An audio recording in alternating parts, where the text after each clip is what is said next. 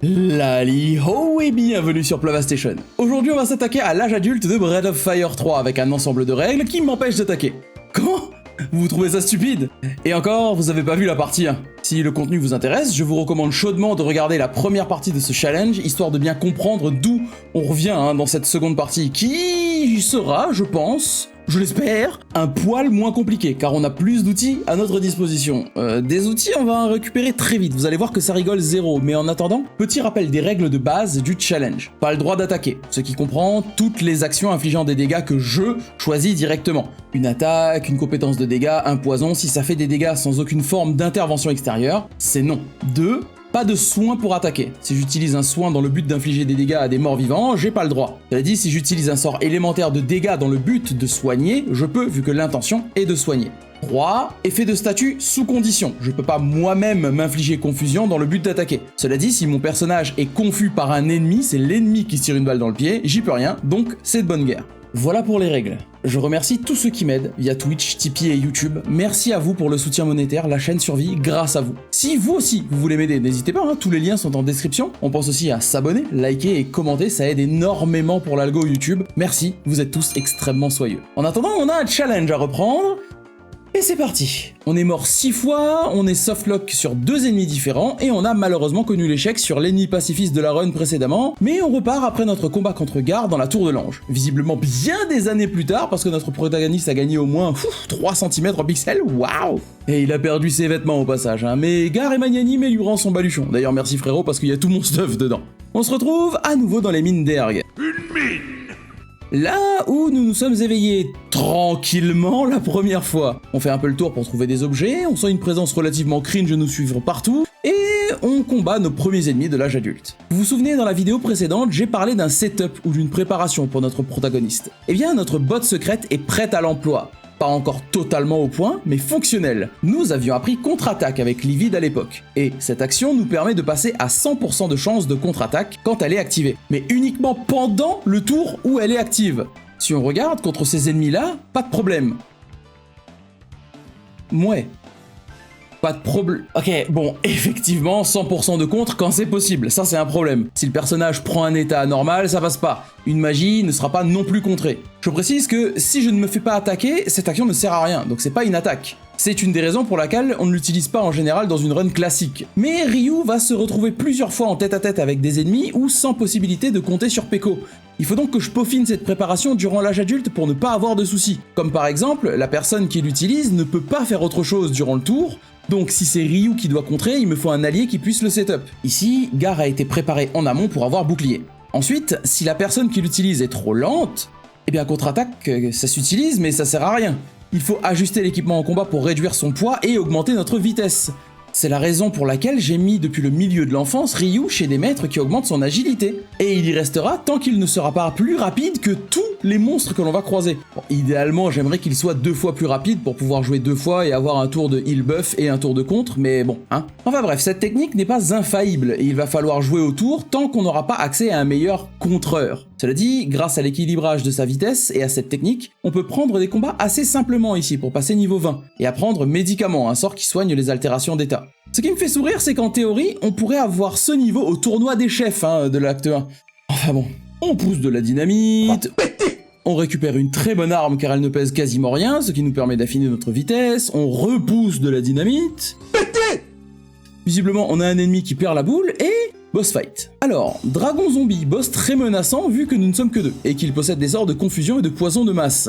On met en place la défense quand la confusion frappe directement Ryu, qui refait le portrait de Gar. Enfin bon, vu le plot twist qu'il nous a mis un peu plus tôt, ça lui apprendra. Gar a très peu de PC, alors il ne peut faire que 2 boucliers, mais il a fait son taf pour le combat. Maintenant, il est en mission arboriste. On se soigne, et le boss attaque Gar, qui a pas très envie, et le contre. La confusion continue de faire des ravages, et Ryu refait salement le portrait de son pote. Cependant, l'aléatoire se montre clément, et place 2 attaques sur le boss, une de Ryu et l'autre de Gar. Et on voit que nos dégâts sont pitoyables. C'est dommage, le boss a une faiblesse au feu. Si seulement on avait eu la possibilité d'avoir une arme avec des propriétés. Oh là là. Sachant qu'on a un outil très puissant sur les ennemis de cette même pièce pour booster encore plus nos dégâts. Une épée pas si chère qui fait des dégâts de feu, mais je vois absolument pas l'utilité d'en acheter une maintenant. Sachant qu'on ne pourra absolument pas pouvoir jouer autour de cet élément plus tard. N'est-ce pas ? Ça fait mal de me dire que je l'ai pas acheté. Enfin bon, on va patienter, hein, vous verrez plus tard. J'utilise Centre pour booster mes prochains dégâts faits, Antidote dans mes tours bonus et contre-attaque en tour classique. Petit contre, et là je vois que contre ne consomme pas Centre, vu qu'il n'est pas considéré comme une attaque, visiblement. Au moins, même le jeu me dit que je respecte le challenge, ça fait plaisir. Cela dit, ça m'arrange pas niveau dégâts, on pue le chat. Enfin bref, je passe donc sur mon arme la plus puissante, mais le boss résiste un peu à la foudre, alors mes dégâts restent similaires malgré le gain d'attaque. S'ensuit un combat de longue haleine, surtout que le boss pue de la gueule. Avec des contres, des confusions et une RNG qui en veut au boss, parce que Ryu agit 2 fois par tour. Et pendant ces 4 tours de confusion là, il va mettre que des attaques sur le boss. On continue d'enchaîner les contres, et vraiment l'attaque la plus dangereuse est la confusion. Mais même Gar se met à focus le boss comme jamais, et en critique s'il vous plaît. D'ailleurs, quand il est le seul confus, j'utilise Influence pour Gar en tir qui frappe le boss. Ouais, je suis fier de ma blague, ouais. Prochaine confusion de masse, les 2 joueurs sont pris dans l'action, mais là pareil, roulage de tête sur le boss, double crit parce que voilà, et en fait, l'attaque la plus dangereuse du boss s'est transformée en bonus pas possible pour ma run. Mes persos détruisent littéralement le boss sans mon consentement, ni le sien d'ailleurs. Et puis il vient le moment où le boss a plus de PC, et à partir de là, le combat il est scellé, hein, il ne peut plus me tuer, j'ai juste à attendre qu'il attaque normalement et roule. Quelques contres plus tard, la libération. Oh! J'ai rien dit! On récupère la boule noire, puis la boule blanche. Bon, vous vous souvenez que quand j'ai dit qu'il y avait un outil fabuleux qui nous attendait dans cette salle? Eh bien, si un cafard se balade avec un verre, ok, ça fait un peu début de grosse vanne bien grasse, mais admettons, le verre peut utiliser des attaques de feu. Donc, le cafard peut utiliser Effacer, une technique très pratique qui applique une vulnérabilité au feu à n'importe quel ennemi susceptible aux effets de statue. Devinez qui a pas acheté l'épée de feu qui va avec ce combo? Hein? Ce challenge est pas suffisamment con comme ça, hein. Il fallait que je me rajoute des contraintes, hein. Enfin bref, on apprend cette technique et vous allez voir son utilité très bientôt. On sort de la mine, parle au contremaître qui nous paye pour un job qu'on n'a pas fait, je rappelle juste, hein. Ce qui fait de nous des scammers de l'extrême, comme Emitai d'ailleurs, hein. On se remémore les bons moments passés au barbecue entre potes, tellement que ça nous réveille dans la nuit, c'est dire que la sauce était bonne. On découvre une nouvelle zone de jeu et la nouvelle musique de la carte du monde. Petite session pêche, puis on va voir les faits que l'on va commencer à préparer car on va en avoir besoin par la suite. On les place à la chasse pour subvenir à leurs besoins et au défrichage pour le moment, et go. On va voir une ville pas du tout louche, hein, pour de l'équipement pas du tout tombé du camion, et on se dirige rue des Eaux. Nah, je la ferai pas des Eaux. On tombe sur des Titangous, qui donnent plein d'XP, donc à boule la monnaie, sachant qu'il utilise des techniques de feu que je peux absorber avec l'anneau. D'ailleurs, notez le 160 en dégâts là, et observez la différence avec une arme moins puissante, mais avec la faiblesse des monstres. Alors, il y a 40 d'attaque en moins, soit 25% de dégâts en moins, et ça colle des 311. La puissance des faiblesses dans le jeu est incroyable. On récupère du réfort pour la suite, pour éviter les allers-retours, et on avance pour affronter le Grou-Grou. Pas de problème, on a notre setup et il va y avoir aucun souci. Il a combien de vitesse, voir? Non, mais non, je ne vais pas crier. Bon bah c'est mort, hein, retour à l'ancienne. Défense, buff d'attaque, il a attrapé pour diminuer ma défense, c'est pas cool. Et il attaque Gar, qui aime pas les furies apparemment, et contre. Cela dit, ce serait un comble vu sa gueule, mais enfin bref, je tente une influence par dépit en me disant que dans le doute... Mais bon, ça marche pas, le type est confus mais pas suffisamment pour se tabasser la gueule. Il ne fait quasiment qu'attaquer, alors après un contre buffé puis un autre, il fuira dans la forêt. Voilà, dégage. Ce qui nous laisse la voie libre pour continuer à avancer. Et oh, des poissons! Je crois que j'ai un problème. Quelques allers-retours pour éviter de devoir refaire toute la route plus tard pour récupérer le réfort, et on se dirige vers le mont Levé pour faire un vote. Rien d'intéressant ici, hein, des combats simples, et on avance. On débarque de l'autre côté de la montagne, et vu qu'on a engrangé quelques combats, on retourne voir les faits. Des nouveau-nés attribués à l'extension et à la construction, puis on retourne sur notre bonne vieille route, où on avait attaqué un vieux monsieur. Ah, les bons souvenirs. Elle est fermée, on a sommeil, on dort chez Mémé. Elle aime pas les chats, et nous dit qu'il vaudrait mieux éviter le barbecue à l'ancienne, alors on se dirige hors de la ville en pleine session de sondage Ipsos, en croisant Monsieur Rideau. On essaye de le raccourcir, mais visiblement le jeu veut pas, et direction la forêt. Petit flashback qui sent le brûler, petite discussion avec Jean-Michel Miaou, et hop, plus de chat, il a disparu dans les fourrés. On retourne en ville, le karma est une sale race, j'ai pas le droit de l'achever, et on remonte voir que le karma est vraiment une sale race, puis on retrouve Nina. On fait ensuite ce que tout bon gentleman ferait en invitant la princesse dans une ville pas du tout louche, pour faire des choses pas du tout louches scrogneugneux, les gens se badigeonnent de ketchup, et en route pour retrouver le patron au point de contrôle juste au nord. Les chats oranges sont visiblement toujours des chats oranges, il rate son jet de perception, et combat. Pour ce boss, on est imposé de garder Ray dans la team pour le protéger. Cela dit, si on le ressuscite, il se transforme directement dans sa version chat perché, et là, on n'en a pas le contrôle. Je veux absolument éviter, pour ne pas briser une des règles du challenge, vu qu'il va spam ses attaques dans cette forme. Je veux aussi éviter d'avoir un perso de plus à gérer, car Mikba a la fâcheuse tendance à contrer les attaques, en plus d'avoir un très haut taux de critique. Donc à la niche le chat. Petit setup défensif, et Mikba a 3 attaques. Le poison de groupe, les attaques classiques à fort taux de critique, et les coups multiples qui sont une aubaine parce que eux ne peuvent pas infliger de coups critiques. Mais peuvent être contrés, comme Ryu le montre à l'instant. Vous voyez aussi que les coups critiques font extrêmement mal, et encore ce rôle de dégâts était très bas. Le souci c'est que les dégâts infligés sont exponentiels en critique, donc la plage de dégâts est assez grande, il faut s'en méfier, sachant qu'ils ignorent une partie de l'armure également. Enfin bref, Gar en profite pour lui voler une cotte de maille dont il va s'équiper directement. Le prochain critique met 70 PV à Ryu, soit genre 70% de ses PV max, hein. Ça va pas être drôle. Mais bon, les buffs sont en place, et les contres aussi, Ryu lui répond avec un 103. Le tour d'après, je suis très bas en PV, et utiliser un objet peut parfois ralentir le perso. J'utilise donc Résistance, que j'avais appris sur Stallion pour me protéger des dégâts. Cela dit, ça me protège aussi des soins. Donc en fait, la technique n'est pas très utile quoi.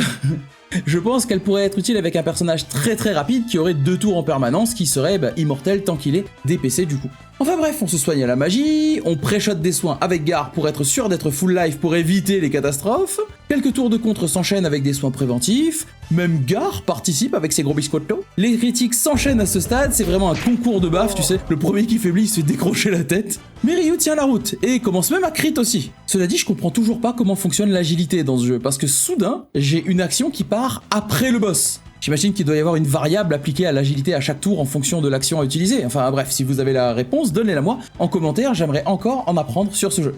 Après quelques contres, le boss commence à utiliser séisme, il est donc en phase 2.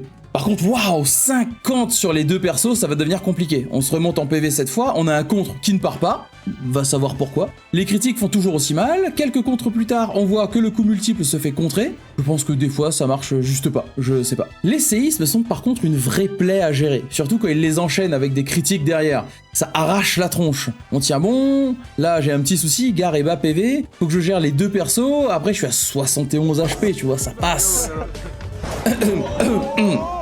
J'ai glissé, chef. Donc, bon, après cette glissade, vu que Gar agit après le boss, c'est tranquille. On peut raise Ryu et le remettre sur pied. On le soigne, il se venge lui-même, et un contre plus tard, le boss tombe enfin. Bon.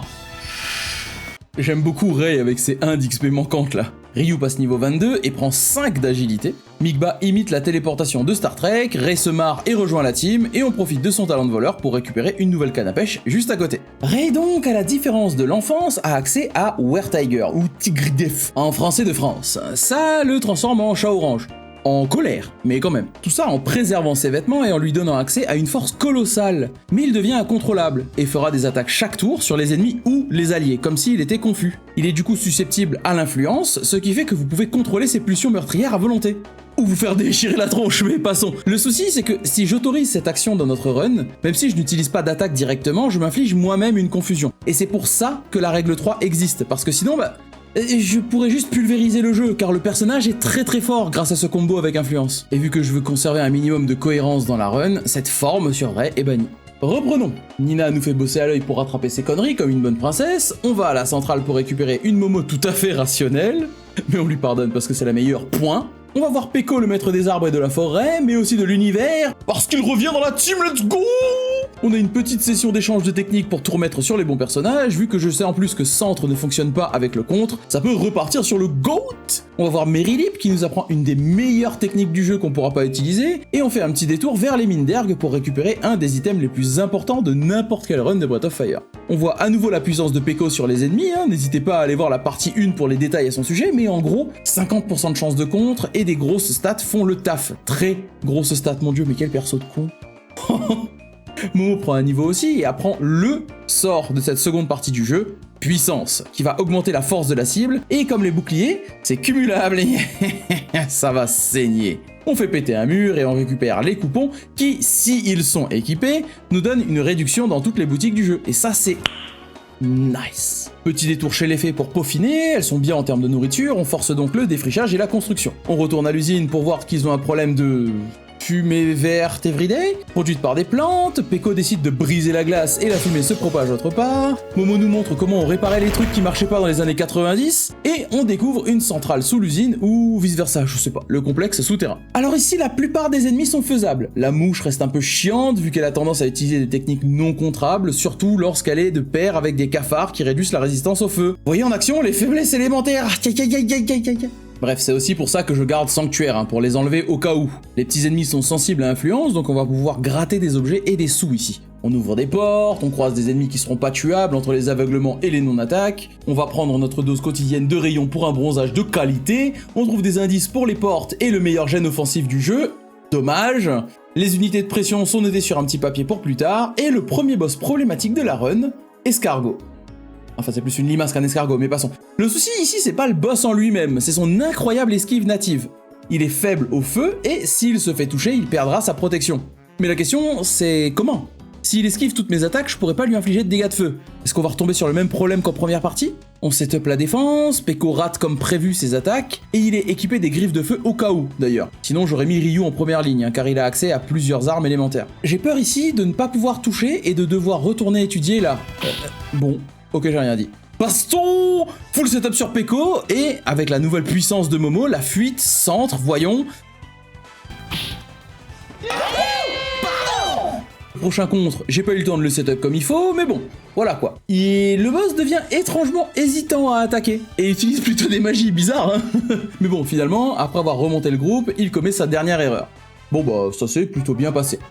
Tout le monde prend un niveau, Peko a un petit niveau, Ryu apprend Ranimer, un soin moyen de zone, tout en prenant 4 points d'agilité, il commence à être pas mal là en termes de vitesse, et Momo continue de booster ses PV et PC pour être au top du supporting.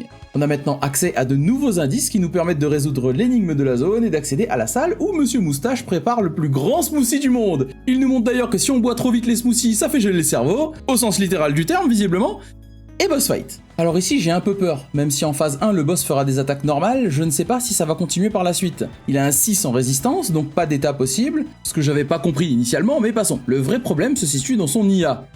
Encore. En phase 1 et 2, pas de soucis, il utilise des attaques normales, mais il utilise beaucoup de sorts, donc certains qui consomment pas mal de PC. Mais à partir de la phase 3, en dessous de 25% PV, il n'utilise plus que des techniques. On va se retrouver dans un schéma où s'il tombe à 0 PC, bah c'est fin de la run. Et en plus je sais pas s'il y en a des contrables dans le lot. Donc je dois vérifier les dégâts que je peux lui faire, tout en essayant, comme sur le fantôme, d'équilibrer ses PV par rapport aux dégâts que je fais pour éviter la P3 si possible. Et s'il faut, en infligeant 25% de ses 3000 PV en un coup, soit 750, ce qui peut en fait être jouable. Bref, vous voyez ici ma run de test. Il commence par Ragnarok, qui ne fait rien, mais parfois ça bouffe mes HP, et des fois non, je sais pas trop. Il attaque normalement, alors il se fait contrer, tandis que je buff Peko. Puis il utilise casse-tête, qui fait genre ultra mal sur un Peko qui n'a plus de défense. Petit raise, petit soin, qui commence vraiment à avoir du mal à remonter le perso d'ailleurs, il utilise un casse-tête à nouveau et... Oh, c'est contrable. Si on vérifie en P3, il peut utiliser cette technique. Ok, ça veut dire que même si on le phase, il y a un monde où on peut contrer cette attaque. Le truc intéressant, c'est qu'en phase 3, il a 2 de ses 4 attaques qui ne consomment pas de PC, donc le risque est un peu diminué de ce softlock, mais toujours bien présent.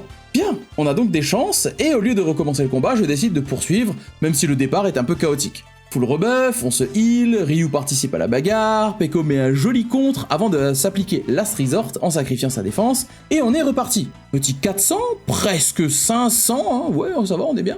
Et en fait, la phase dangereuse, c'est qu'après chaque contre, je dois appliquer centre sur Peko. Il est donc pas en défense, c'est là qu'il peut prendre très cher, un peu comme là, où il prend 195 points de dégâts à cause de casse-tête. Bon bah rebelote, raise, rebuff, il faut que je fasse plus attention à ses PV, en dessous de 200 c'est mort. Ok, on va rajouter la bague de feu pour éviter ça, et on va préparer l'équipe pour réduire aussi les dégâts de Lava Burst parce que c'est beaucoup trop dangereux. Petite attaque contrée, AOE à nouveau, mais cette fois Ryu utilisera son nouveau sort Ranimer pour soigner tout le monde. Tandis que je rebuff tant bien que mal Peko. Petit casse-tête contré encore, fuite de nouveau, je rate le prochain contre et les PV de notre star sont un peu bas. Surtout s'il prend un nouveau casse-tête à blanc, ça va mal se passer. Le boss utilise un peu de soin, ce qui ne nous arrange pas car non seulement ça le soigne déjà, mais en plus ça consomme énormément de PC.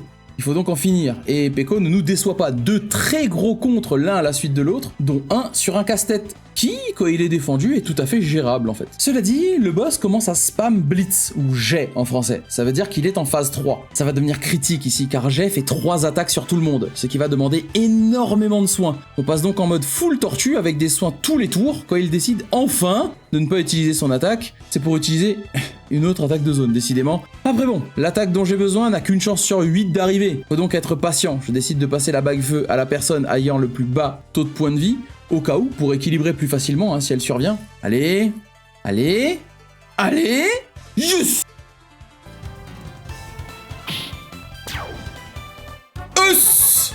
Prends ça dans ta face de cerf-volant, voilà. Après ce combat pas très gentil, il est temps de prendre une décision pour la machine à smoothie. Mais comme disait France Gall dans Les Arbres, il y a...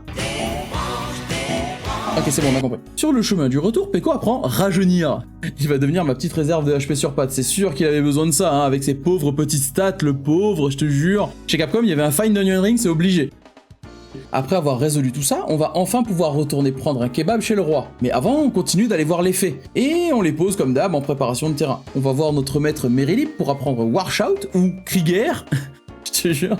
Bon, même si son nom il est tout bouteillé, cette action applique force augmentée à toute l'équipe. Je peux faire mon setup encore plus facilement maintenant, et en plus Ryu a maintenant accès à une compétence de buff de force. J'en profite, vu que j'ai pu me faire un peu de sous, pour aller voir Emitai en utilisant Nina comme réservoir à niveau pour les maîtres. Quelques monopolisés et quelques niveaux plus tard, je reviens les voir pour apprendre la technique que j'ai ratée contre Stallion, Barrière, qui augmente la défense magique d'une cible. Ça m'aura coûté 2 niveaux et 10 000 yens. Super. Enfin bon, aucune autre de ces techniques n'est utilisable dans cette run, alors on avance. Nina nous yeet de la team et part en tête à tête avec le chat voir le roi, courbette, récupération de ce coffre qui nous attend depuis 10 ans, le karma est une pute, le kebab est sacrément costaud mais faut croire que le chat est végétarien, et on s'enfuit du château. Mozy aime pas les portes, elle écrit littéralement point d'interrogation T, et oui, j'ai traduit cette séquence de chiffres juste pour le LOLs, et Scotty téléportation. On se retrouve encore une fois fugitif du château, mais bon, avec les gardes comme Jérôme, là on devrait être plutôt tranquille. On traverse à nouveau le pont pour se retrouver à l'Urkanois, et on s'empresse d'acheter l'épée de feu qui nous manque sur Ryu. Gare nous emmène voir les pyramides à nouveau. Ouais, pas terrible, c'est fait d'artifice. Et... ah mince, c'était vraiment une pyramide. Je vais à l'ouest et je cherche un autre gardien pour libérer la femme d'une pyramide. Ah, vous ne pouvez pas, car nous avons une marée haute en traversière. Je fuis des combats et je mange mon seum. Je pêche un thon banane et j'appelle une balai. Camoulox, oh oui, bien joué. Pardon pour ça. C'est parti pour Cave Marée. Bah pas grand chose à dire ici, faut faire des combats pour que les marées bougent, mais aucun des combats ici n'est prenable dans notre setup facilement. Les ennemis ils attaquent pas ou peu, utilisent des debuffs ou des techniques pas contrables, sont résistants aux effets de statut, bref... On prend le temps quand même de récupérer la bague tonnerre, un must-have pour la suite, et une arme pour Ryu, et on avance vers... oh, de la pêche vers Geist, notre nouvel ami. Il nous raconte sa vie, il nous dit de venir 1v1 Gare du Nord, même s'il habite à l'Est. Bref, mais uniquement quand on se rassure, ce qu'on est absolument pas. J'ai énormément de doutes sur ce combat pour plusieurs raisons. Premièrement, Ryu sera tout seul face à son adversaire, d'où encore une fois l'intérêt de toute cette préparation. J'ai ensuite 2 problèmes. Premièrement, les torches soignent le boss en permanence, ce qui fait que le combat risque d'être très long si je me base que sur les contres. Deuxièmement, si j'arrive malgré tout à battre le boss, est-ce que je devrais après m'occuper des torches? Si c'est le cas, c'est un softlock car elles attaquent pas avec autre chose que des sorts. 2 choses peuvent me sauver sur ce combat. Son hurlement, qui mettrait mon personnage confus, ce qui me donne des chances d'attaquer, et tuer les torches, et le fait qu'il ne soit pas immunisé totalement aux effets de statut. Ce qui me donne en fait l'opportunité de kill la plus marrante de la run, vous allez voir. Bon, boss de feu, donc bague de feu, on se setup, tandis que vous voyez les torches lui spam la tronche de feu pour le soigner. On se protège et le boss utilise coup risque, une technique avec de faibles chances de toucher, mais qui est critique quand elle touche. Ouais, je vais probablement faire attention à mes HP, Mais malheureusement, tout mon setup ne sert à rien, car il utilise Sanctuaire et m'enlève tous mes buffs. Je décide donc du coup de la jouer autrement. Je vous ai dit que le boss pouvait prendre des effets de statut. Eh bien, je vais tenter de lui infliger Effacer, pour le rendre vulnérable au feu. Imagine la gueule du dragon de feu, c'est comme si Flamme Doudoune, là, dans le Seigneur des Anneaux, mourait de ton briquet, là, tu sais. Magnifique, faisons ça. Bon, c'est raté, mais son attaque est contrée, c'est déjà ça. Le tour d'ensuite, il utilise Hurler, et me rend confus. Bon bah, Ryu bagarre, ça me permet de vous montrer ma stratégie initiale. Si Ryu est confus, il peut attaquer les torches de lui-même. Ce qu'il finira par faire après la seconde utilisation d'ailleurs. C'est plutôt cool, et s'il tue les torches, plus de problème de heal sur le boss. Cela dit, je dépends du fait que le boss utilise cette action, et que Ryu veuille bien attaquer les torches, et que le boss ne tombe pas à court de PC. En soi, tout ce qu'on veut éviter quoi. Mais on voit que ça peut marcher, comme ça, avec quelques attaques de Ryu sur les torches. La couronne d'ensuite est absorbée, et l'attaque contrée. Donc, il ne me reste plus qu'à attendre, on ne peut pas vraiment se setup, mais on peut continuer de tenter d'affaiblir le boss, en changeant un peu notre équipement pour être sûr d'agir en premier. Le prochain effacé fonctionne. C'est là que ça devient marrant, regardez. S'il garde le debuff, il va prendre entre 110 et 180 de dégâts chaque tour. Mais évidemment, il utilise Sanctuaire. Comme je vous l'ai mentionné, Sanctuaire fonctionne aussi bien sur les buffs que sur les debuffs, aussi bien sur les ennemis que sur les alliés. Le boss vient donc de s'enlever la vulnérabilité au feu. Faudra donc la lui remettre. Mais pas le temps, vu qu'il me rend confus. Encore à son grand désarroi. Je commence à me dire que si les torches doivent être aussi vaincues, je dois absolument augmenter mes dégâts en étant confus pour pouvoir les tomber. Sinon je risque de salement me softlock sur le boss. Donc après avoir réappliqué la vulnérabilité sur lui, je lance un petit buff d'attaque pour me préparer. Et je passe en mode contre-attaque, ce qui va durer un petit moment. Hein. Les flammes lui cuisent le cul, je contre de temps en temps, il me soigne avec le feu, tout roule jusqu'à la prochaine utilisation de Sanctuaire. Je dois donc prendre le temps de réappliquer les buffs et debuffs, et la prochaine confusion me prend. Étant donné que je me suis assuré que Ryu est 2 tours grâce à sa vitesse, il colle 4 attaques sous confusion, dont une qui tue une des torches. Parfait! Je décide d'augmenter encore un petit peu ma force et je contre des coups risques manqués. Les flammes continuent de consumer Flamme Doudoune, tandis que la prochaine confusion me touche. J'espère frapper les flammes pour éviter un drame à ce stade, mais Ryu continue de focus le boss. Et là je me dis, bon écoute, faut tenter, de toute façon, au moins ça me donnera une info pour savoir si ça génère un softlock ou pas. Allez, go for it! Pour la science! Je lance des contres et vous sentez la... Non! Sérénité dans ce nom. Oh c'est bon, c'est gagné quand même. Enfin bref, combat réussi et il m'a fait très peur celui-là. Hein. Reste du coup l'XP à prendre et le petit niveau 24 sur Ryu, encore 4 d'agilité, et ben il se fait plaisir. Geist tombe au sol et forcément, après ça te fait cuire le cul pendant le combat, il nous fait un remake Wish d'Avengers. On retourne à la tour de l'ange, regarde une pyramide se prendre pour une toupie, assistant à ma scène préférée du jeu quasiment 2 fois, on se fait voler les couleurs et on revient sur... On se fait taser parce que ma TDQ ça se fait pas sans permission, mais d'un autre côté ça nous a branché le GPS. Au rond-point, prends la deuxième sortie. T'es sûr que c'est le bon? Bon, pas de bol, ça nous envoie de l'autre côté de l'océan. Bon bah c'est parti pour prendre le bateau. Si des fois ils se sont sortis les doigts du cul depuis 10 ans. Ah ouais, ça fait des bébés et tout, pas mal, hein. Et sinon le bateau? Ouais, on le récupère, cool, hein. En faisant un petit détour pour un gène, et évidemment de la pêche pour récupérer une bonne arme pour Ryu et les meilleurs abats du jeu. Et obviously le bateau est en panne. Bon, heureusement que la Besto est là pour réparer le truc. On prend un bout de papier, on se dirige vers la plage d'acier avec Biscotto pour... C'est quoi ce truc? Ça sent... Poisson pas frais. Voilà ce que ça sent. Ok boss, parce que ça manquait, j'imagine. Pêcheur donc. Ouais, vraiment la trad, enfin bref, très simple. Surtout si comme moi vous avez oublié de refaire votre formation avant le boss et que vous vous retrouvez avec Ryu devant. Enfin bref, le boss a une attaque de confusion qu'il met à profit directement et Ryu décide de se peler l'oignon. On se set up avec la bague tonnerre ici pour éviter les surprises, on met en place la défense, petit contre de Ryu, le boss rend Peko confus et je profite de ma vitesse pour lancer une influence sur le boss et éviter la destruction de quelqu'un. Gar apprend tonnerre, je sais pas si ça pourrait être utile plus tard mais on verra. Le boss rend Ryu confus et le paie assez cher car il joue 2 fois par tour. Il s'en prend à Gar. À Gar, le tour suivant, c'est qu'il lui voit un retour de bâton. Bon bah ça va pas être si difficile que ça hein, en fait. Vu qu'il reste 2 tours à Ryu et qu'il attaque le poisson sans manquer. Le boss essaie ensuite de s'en prendre à Peko. Il aime pas trop ça. Et je me dis qu'il est peut-être vulnérable au statut. Je vous avoue, j'ai pas vérifié, j'ai même pas remis ma formation normale, alors faut pas trop en demander, mais effectivement, ça passe. Je vais donc vous montrer ce qui aurait dû se passer sur le dragon zombie. Mes attaques jusque-là tournaient autour de 120. Mais avec l'épée de feu que j'ai achetée cette fois, et la vulnérabilité... Ouais. À partir de là, ça va être très vite plié, hein. Allez, hop, petit carré poisson là, nom nom nom. On se balade sur la plage pour récupérer des coquillages et crustacés, un gène de dragon, on passe par le cargo et on ramène la liste de courses à la magnifique pour qu'elle répare le bateau. Hop hop hop, on n'en parle plus. Petite balade, on voit un gros machin noir au loin et oh! Mais enfin, c'est juste un bateau, calme-toi Michel, on rentre en ville, récupère gros bébé, on se dirige vers l'infini et au-delà! Ouais. Oh, peut-être pas alors. Un petit vomi plus tard, gros bébé nous dit qu'un mec aurait des infos pour nous à... On va donc se rendre à... pleurer sur le prix de l'équipement et voir que le type veut pas manger de poisson alors qu'on en a tout plein de tranches du dernier boss. On va faire donc ce que toute personne logique ferait dans ce contexte, lui préparer des sushis. Du réfort, du riz, des maquereaux et du vinaigre plus tard. Pire mini-jeu le vinaigre, by the way. On retourne se faire expliquer la recette avec la meilleure traduction, encore une fois. Hein. On se met au fourneau, quoique non ça se cuit pas, mais t'as compris l'idée. Boulettes, vinaigre, poisson, réfort, au pétri, et hop, j'ai faim. Super.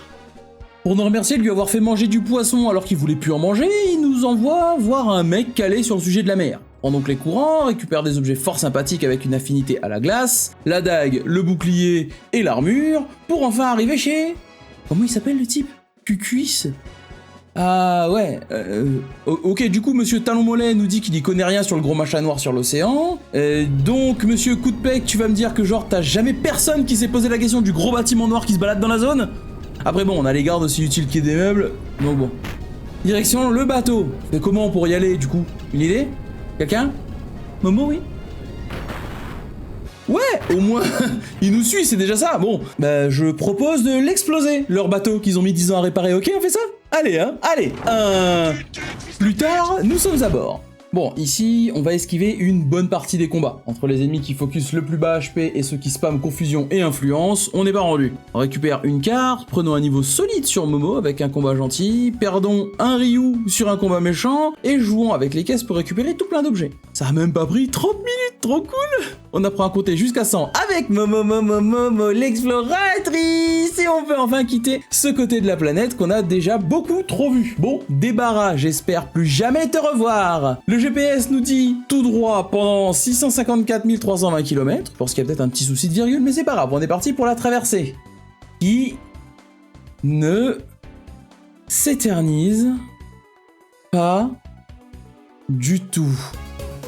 Et oh, un truc à faire! D'ailleurs, question existentielle, je me demande comment le bateau automatique est censé gérer ce genre de problème. Mais bon, avant d'être rattrapé par la logique, boss fight. Il y a un mini-jeu ici, mais j'ai jamais compris ce que j'étais censé faire d'ailleurs. Bref, double ammonite. Alors, petit setup, on fait attention au HP de Peko, et ouais, ça arrache la tronche, mon dieu, regardez ses contres! Bon, à ce stade du jeu, si un ennemi attaque Peko, il s'en occupe. Hein. Faut se dire qu'ils ont 2000 PV chacun, là. Le bulldozer est en marche. Même s'il prend de sacrées patates, faut faire attention à ses HP. Il va cruellement me falloir un moyen de le remonter full, d'ailleurs, si je veux pouvoir continuer comme ça. Ils ont même récupéré Tsunami, hein, qui bouffe nos PV par deux, mais bon, même Ryu se met à contrer sur le combat. Après quelques contres, premier ennemi au tapis, ce qui fait passer le second dans sa phase 2, où il attaque un peu moins et accède à des magies de glace. Je prépare donc un setup pour réduire au maximum ses dégâts et ne pas me faire ouvrir en deux.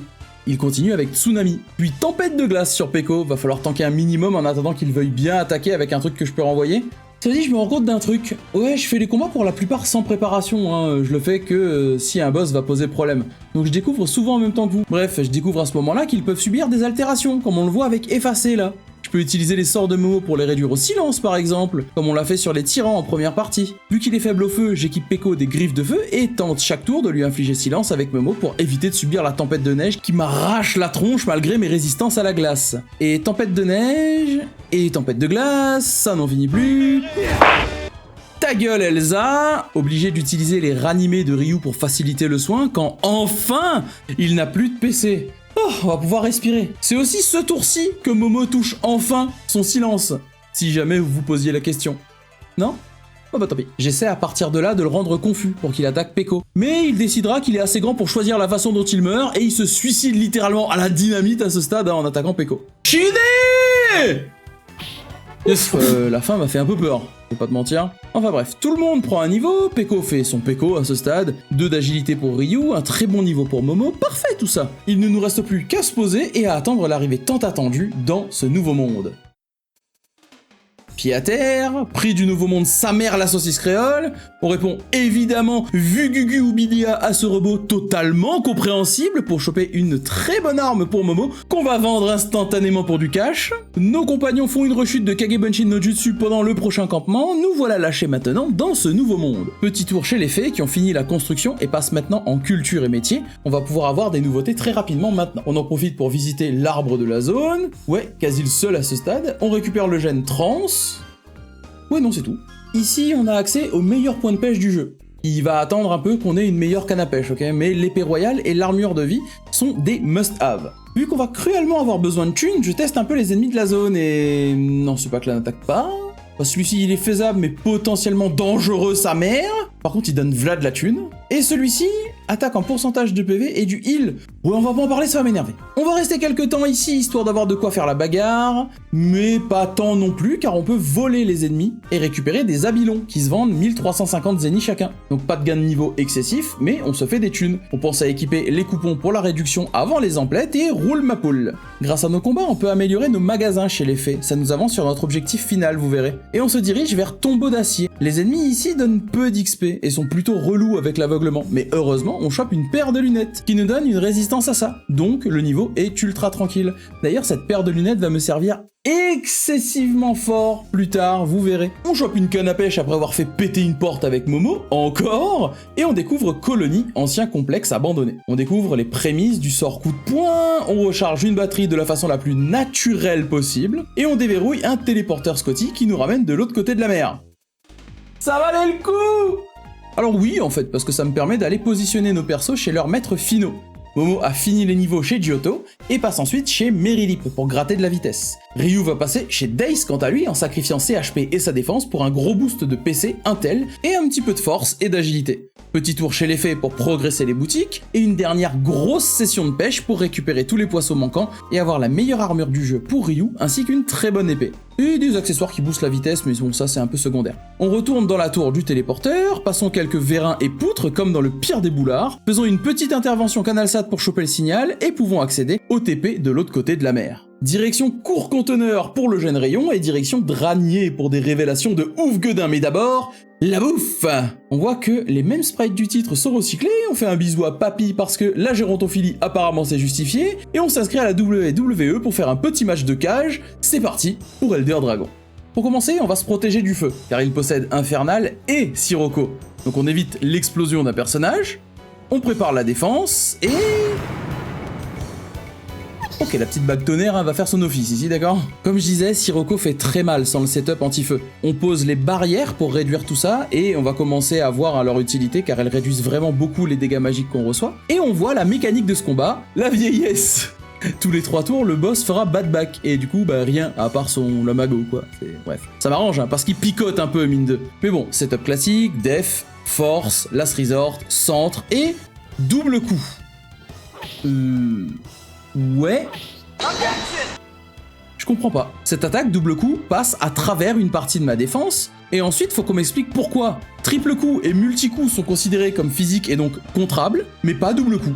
C'est triste parce que s'il lui reste plus que ça, bah je serai dans la mouise plus tard. Donc il faut que le boss fasse une attaque normale pour que je puisse le contrer. Enfin bref, après un contre critique, des doubles coups de mort là, des magies dans la tronche, il suffira de 4 contres supplémentaires pour finir le combat.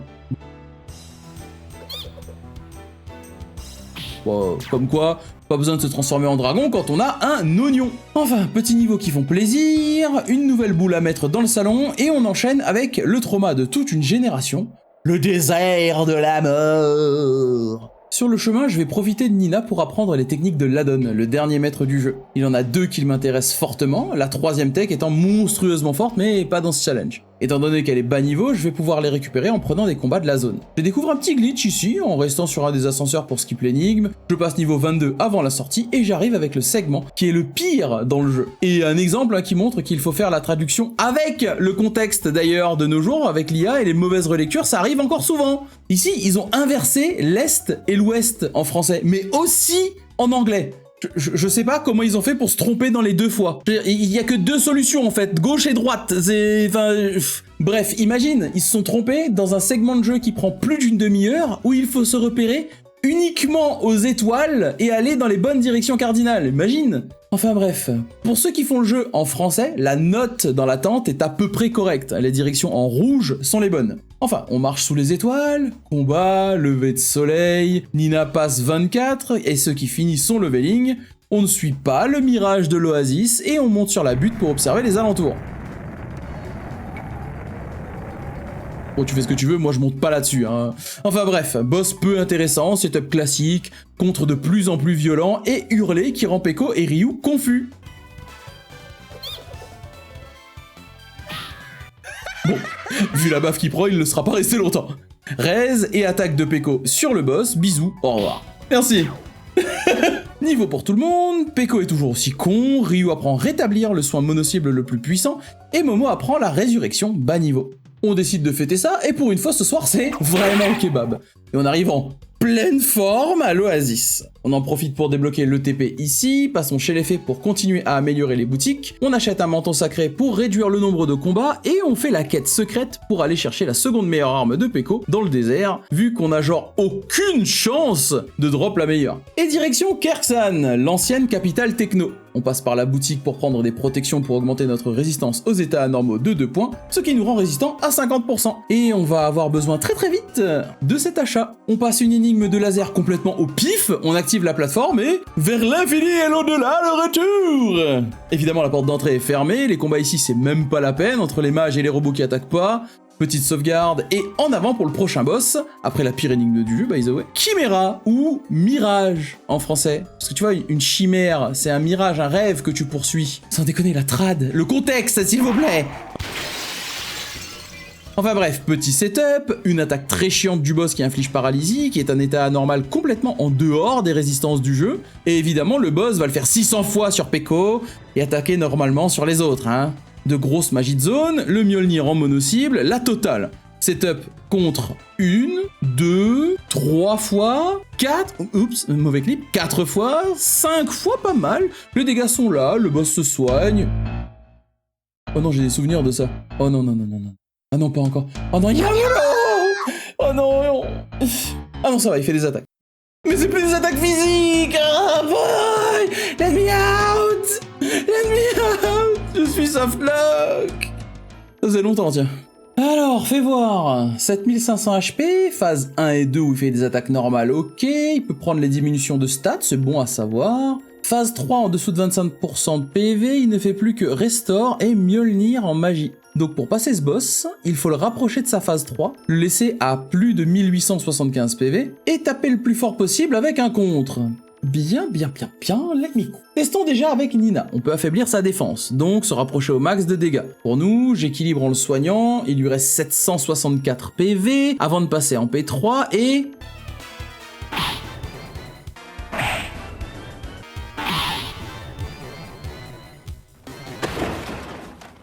Bon, on va sortir de là et maximiser les dégâts de Peko avec un accessoire de force supplémentaire. On va en profiter pour s'immuniser totalement aux états anormaux grâce à une inoculation pour tout le monde, ça va être très utile pour ensuite. On va prendre 5 niveaux avec notre camarade Oignon dans la zone, qui nous donne des bagues élémentaires en plus. Il va finir avec des bonnes stats, niveau 35, Ryu 33, Momo 32, parce que pourquoi pas. Le souci que j'ai appris au milieu de ce pexing, voyez-vous, c'est que en fait j'étais déjà capé en force avec mon petit oignon préféré. Alors c'est parti pour les mathématiques, mais vous voyez dans Breath of Fire 3, on peut pas monter au-delà de 999 de force. Quand j'utilise Last Resort, ou fuite en français, je fais passer mes points de défense en force. Admettons j'ai 250 de chaque, ok? Je passerai à 500 de force, et 0 de défense. Grâce au buff de protection et de puissance, j'augmente chacune de ces valeurs de 100%. Donc j'aurai 500 d'attaque et 500 de force, qui une fois cumulés font 1000 de force. Diminué à 999 car c'est le maximum atteignable. Sachant que ce montant est aussi affecté par la formation, je suis capé depuis un moment déjà. Le seul modificateur ici, c'est le centre, ou focus, qui augmente en pourcentage la prochaine attaque, et qui n'est pas régi par la force, en diminuant la défense du boss, et après beaucoup de tests, le montant de dégâts maximal que j'ai vu, c'est 1879, soit 4 PV de plus que 25% de ses points de vie. Faudrait donc que je le descende à 1878 PV, au plus haut, et qu'ensuite je fasse le contre avec la plus haute plage de dégâts. Tout ça avec des rolls aléatoires de dégâts, hein. Ok, c'est juste pas possible en fait. Sachant que chaque try prend au moins une demi-heure, 3/4 d'heure. Ok, on va la jouer autrement, il me reste une dernière chose à tester. Bon, reste les astuces obscures hein, des vieux guides. Apparemment, il y aurait un buff qui passerait outre les 999 de force. Un buff légendaire qui s'appelle Célérité et qui est appris après 15 niveaux chez Dace. Ça risque de prendre un moment. Alors je vais me pencher sur la technique de leveling la plus optique du jeu. Les Lavaman, ou les hommes lave. Ces ennemis de l'enfance gagnent en XP et en stats à chaque fois qu'un sort de feu les touche pour un cumul de 15 fois. Le vrai souci, c'est qu'une fois ces buffs activés, ils vous arrachent la tête, surtout dans notre setup où je dois me faire taper pour contrer. Sauf qu'ils sont vulnérables aux diminutions de stats. Je vais donc tenter de faire ça avec Nina. On met les griffes de feu sur Peko pour les charger s'ils nous attaquent, et Ryu et Nina ont pour objectif de full buff la team et de full debuff les ennemis. On a découvert d'ailleurs que l'objet d'art pouvait être utilisé pour faire le sort vulnérable sur les ennemis, donc Ryu peut aider dans cette tâche. Une fois qu'on est maxé, et eux totalement réduits, Peko passe sur son arme normale. Ah oui, après avoir passé 7 jours dans le désert pour récupérer son arme, devinez quelle arme avec un taux de drop de 1 sur 256 j'ai drop dans la station Myria. Bref, une fois le setup fini, il m'attaque. Je contre, et non seulement je peux les tanker, mais en plus, je les one-shot au contre. Donc c'est tout à fait faisable dans notre setup. On fait ça 2-3 fois, et tada, Ryu niveau 44, on va enfin pouvoir apprendre rapide. Sans déconner, enfin bref. Dernier check, c'est les faits. Cette fois, on les a positionnés en copie et en expédition. On peut dupliquer les objets grâce aux premières et récupérer des objets rares grâce aux secondes. Et recharger la partie si on n'a pas ce qu'on veut. Tout ça jusqu'à obtenir des bagues esprit qui réduisent le coût en PC de 50% et des pendentifs d'ivoire qui augmentent à peu près toutes les stats, résistance au statut, mort, élément de 2 points, donc 50%. En plus de ça, ils augmentent les soins reçus tout en soignant le porteur de 1 HP par tour de combat et par pas lors des déplacements. Ce qui va nous immuniser totalement grâce à l'inoculation ou aux protections qu'on a achetées plus tôt. Bien. On est prêt. C'est parti pour tester ce sort. Alors, on buff Peko, et on teste 811, ok. Maintenant, avec célérité, 734. Donc, ouais, la légende est fausse, et mes 3 heures passées à tester et ne servent à rien. Et voilà, je suis très désappointé. À ce stade, la seule idée qu'il me reste, c'est de jouer avec le critique. Ma seule planche de salut, car il multiplie les dégâts par 2. Mais Peko a un taux de critique très faible, il est à 3%, alors qu'un perso comme Gar, par exemple, est à 8%. Je sais aussi que Ashio, un des maîtres du jeu, augmente ce taux de 3%, ce qui permettrait à Gar d'être à 11%. Il suffit donc d'une chance sur 10 pour passer le fight, étant donné qu'il suffit d'avoir 250 de chaque stat pour se faire, je le mets à niveau. C'est laborieux parce qu'il a un moins bon taux de contre que Peko, mais grâce à la technique de l'add-on qu'on a apprise grâce à Nina, ça va à peu près. On retourne donc sur le boss avec ce nouveau setup. Bague de défense qui augmente la défense et le taux de contre, les buffs et debuffs grâce au dard, du coup pas besoin d'emmener Nina, œil int qui permet de toucher la cible à coup sûr, barrière et fuite, et go. Oh, ok, faudra le maintenir full vie hein, si on veut éviter le one shot parce que c'est clairement pas Peko. Mais cela dit, on voit que les dégâts sont là et sont les mêmes, sauf que les critiques sont plus fréquents. Donc les 3 premiers contres pour placer le boss en dessous de 3000 PV, mais au-dessus de 1875, et maintenant on réessaie. Encore, et encore, toujours pas. Bordel, sans déconner, pourquoi j'ai lancé ce challenge? Mais quel con, sans déconner. À l'aide. Allez, c'est bon, j'en ai marre, j'abandonne, on va compter ça comme un fail comme un fail du jeu à me tenir tête en fait, let's go. Voilà.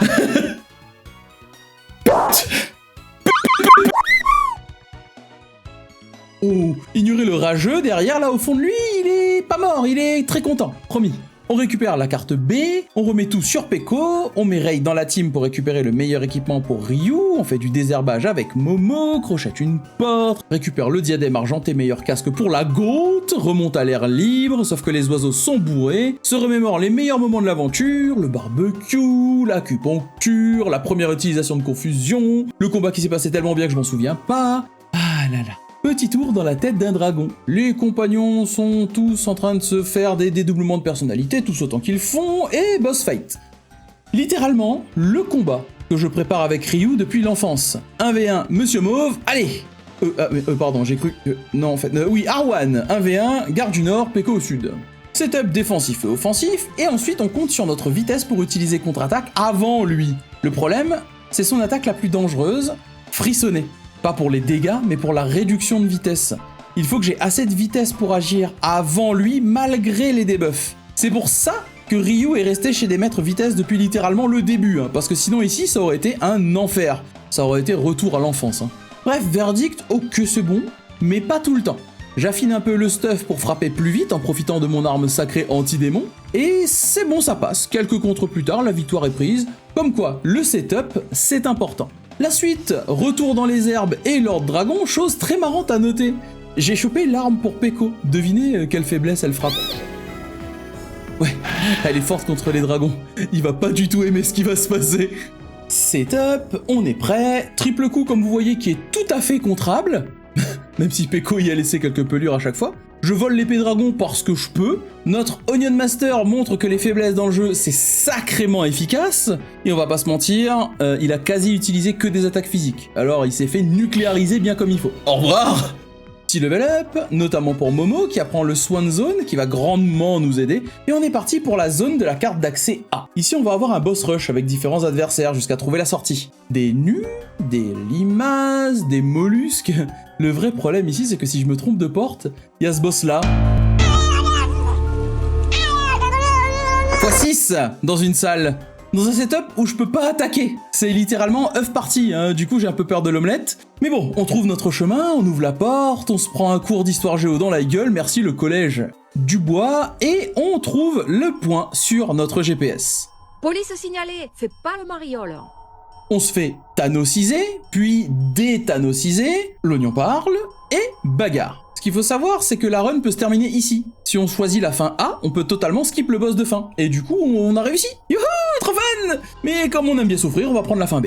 Esprit shonen, Yamete Kudasai Miriyazama, enfin bref, c'est parti pour le boss de fin. Immune à tout, phase 1 et 2 où elle fait des attaques normales, tout va bien. Phase 3 par contre où elle fait aucune attaque contrable. Et elle a 20 000 PV, donc hors de portée d'un contre même critique.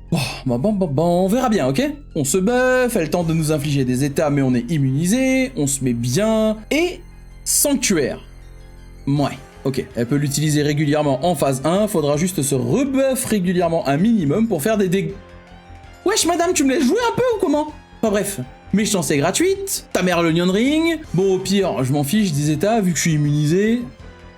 Et enfin, une attaque contrée. Bien, ça avance. Le plus compliqué ici, c'est de gérer les sanctuaires et les debuffs, mais surtout les PC, parce que j'en ai besoin pour rebuff à chaque fois. Mais j'ai des objets en stock, alors on est large. Au bout d'un moment, elle va commencer à utiliser Holo... Allô, oui? Bonjour, YouTube!